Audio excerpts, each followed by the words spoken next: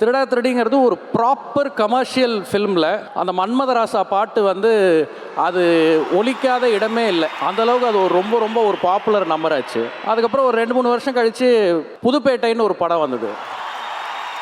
கிட்டத்தட்ட ஒரு 20 வருஷம் 2 நேஷ்னல் அவார்டு ஆக்டரா, 2 நேஷ்னல் அவார்டு ப்ரொடியூசரா, டைரக்டரா, இப்போ 4வது படம்னு நினைக்கிறேன் கரெக்டாக சொன்னா சாருக்கு. இப்படி தொடர்ந்து இது வந்து பண்ணிக்கிட்டே இருக்காரு. அண்ட் அதை பார்க்கும்பொழுது அந்த ஆச்சரியம் இன்னும் அகலாமல் இருக்கு.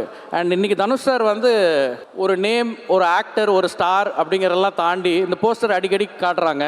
ஒரு வேட்டி, சட்டை, நெத்தியில் பட்டை அதெல்லாம் போட்டுட்டு ஐ திங்க் இஸ் ஒரு நேஷ்னல் பிராண்ட். இன்னைக்கு அவர் ஒரு இன்டர்நேஷ்னல் பிராண்ட். நம்ம சவுத் இந்தியன் சினிமால இருந்து தனுஷ் சார் வந்து ஒரு உலக அளவில் தெரிகிற அந்த ஊர் சினிமாவில் நடித்து அவர் பண்ண படங்கள், இப்போ இங்கே வந்தவங்கெல்லாம் பிடிச்ச படங்கள்னு சொல்கிற எந்த படமாக இருக்கட்டும், அசுரன், வடசென்னை ஆர் பொல்லாதவன், புதுப்பேட்டை, இப்படி எல்லா படமுமே வந்து ரொம்ப நமக்கு பக்கத்தில் இருக்கிற மண் சார்ந்த கதைகளாகவே இருக்கும்.